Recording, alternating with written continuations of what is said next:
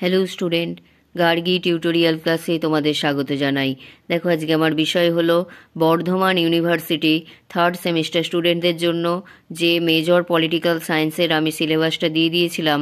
তোমরা এতক্ষণে জেনে গেছো যে তোমাদের মেজর দুটো পার্ট পড়তে হবে, অর্থাৎ একটা হচ্ছে তুলনামূলক সরকার ও রাজনীতি, আরও একটা পার্ট হচ্ছে যেটা ভারতীয় সরকার ও রাজনীতি। আমি যেটা দিচ্ছিলাম সেটা হচ্ছে তোমাদের ভারতীয় সরকার ও রাজনীতি।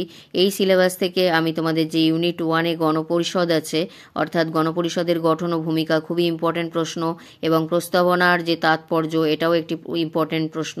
এই দুটো ইম্পর্ট্যান্ট প্রশ্ন কিন্তু আমার চ্যানেলে দেওয়া আছে। আজকে আমি যেটা তোমাদের দিয়ে দিচ্ছি সেটা আরও একটি গুরুত্বপূর্ণ প্রশ্ন, ইউনিট 2-এর। দেখে নাও তাহলে। এটা হচ্ছে তোমাদের মৌলিক অধিকার ও কর্তব্য আছে।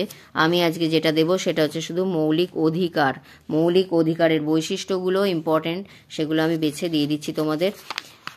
আর তার আগে বলে রাখি যে এটা কিন্তু তোমাদের ভারতীয় সরকার ও রাজনীতি, অর্থাৎ 3012 যে পার্টটা আছে, সেকেন্ড পার্টটা, সেই পার্ট থেকে। এটা প্রথম পার্টটা নয়, প্রথম পার্টটা হচ্ছে তুলনামূলক সরকার ও রাজনীতি। আমি যে পার্টটা এখন পড়াচ্ছি সেটা হচ্ছে তোমাদের দ্বিতীয় পার্ট, অর্থাৎ ভারতীয় সরকার ও রাজনীতি। এখান থেকে দুটো ইম্পর্টেন্ট প্রশ্ন আমার দেওয়া হয়ে গেছে। আজকে আমি তোমাদের দিয়ে দিচ্ছি মৌলিক অধিকার, অর্থাৎ ইউনিট 2 থেকে মৌলিক অধিকারের যে বৈশিষ্ট্য সেটা দিয়ে দিচ্ছি। চলো দেখে নেওয়া যাক। যেভাবে ব্র্যাকেট করেছি সেভাবেই তোমরা অ্যান্সারটা খাতায় লিখবে।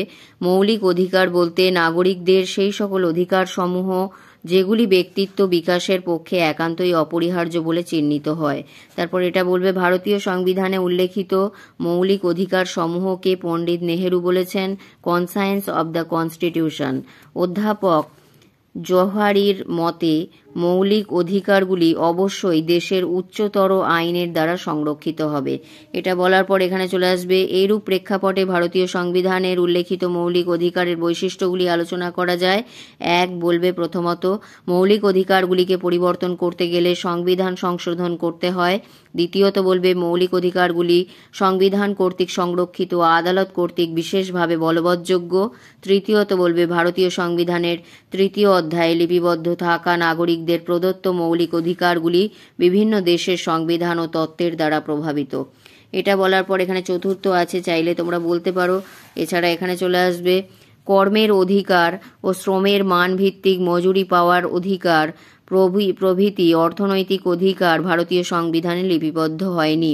সেই জন্য দেখো এখানে 7টি মৌলিক অধিকার নয়। এরপর আসছি পঞ্চমেরটা বলবে ভারতীয় সংবিধানের সকল মৌলিক অধিকার একই পদ্ধতিতে কার্যকরী হয় না।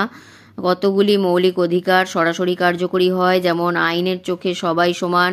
আবার কতগুলি বলবৎ করতে আইনের সাহায্য নিতে হয়, যেমন অস্পৃশ্যতা দূরীকরণ। তারপর এটা বলবে ভারতীয় সংবিধানে উল্লেখিত মৌলিক অধিকারগুলি সার্বজনীন নয়। সাম্যের অধিকার, ধর্মীয় স্বাধীনতার অধিকার প্রভৃতি অধিকারগুলি নাগরিক নয় এমন সবাই, যারা ভারতে বসবাসকারী সবাই ভোগ করতে পারে। এরপর এখানে চলে আসবে স্বাভাবিক অধিকারের নীতি অনুযায়ী সংবিধানে উল্লেখিত হয়নি এমন অধিকারগুলি থেকে নাগরিকরা যাতে বঞ্চিত না হয় তার ব্যবস্থা করা হয়নি। এখানে 3য় অধ্যায়ে উল্লেখিত মৌলিক অধিকারগুলি ছাড়া নাগরিকরা অন্য কোনো অধিকার দাবি করতে পারে না। তাহলে এই গেল যেটা তোমাদের প্রশ্ন হলো, ভারতীয় সংবিধানে উল্লেখিত অধিকারগুলির বৈশিষ্ট্য কী কী। তাহলে আরেকবার দেখিয়ে দিচ্ছি, সবটাই দেখিয়ে দিচ্ছি, চাইলে তোমরা এর থেকে আরও বেশি করে বলতে পারো। এখানে সপ্তম অষ্টমও আছে, নবমত আছে, আমি তাও একটু পয়েন্ট করে তোমাদের দেখিয়ে দিলাম। পরের দিন চেষ্টা করব তোমাদের যে কর্তব্যগুলো আছে সেগুলো দিয়ে দেওয়ার। তাহলে এই গেল আজকের ভিডিওটি যদি ভালো লাগে একটি লাইক করে দিও এবং বন্ধুদের মধ্যে অনেক অনেক শেয়ার করে দিও, যাতে প্রত্যেকে উপকৃত হয়। এবং চ্যানেলে যদি নতুন হও বলবো অবশ্যই সাবস্ক্রাইব করে নিও পরবর্তী সমস্ত গুরুত্বপূর্ণ ভিডিও পেতে। দেখা হচ্ছে তাহলে পরের ভিডিওতে।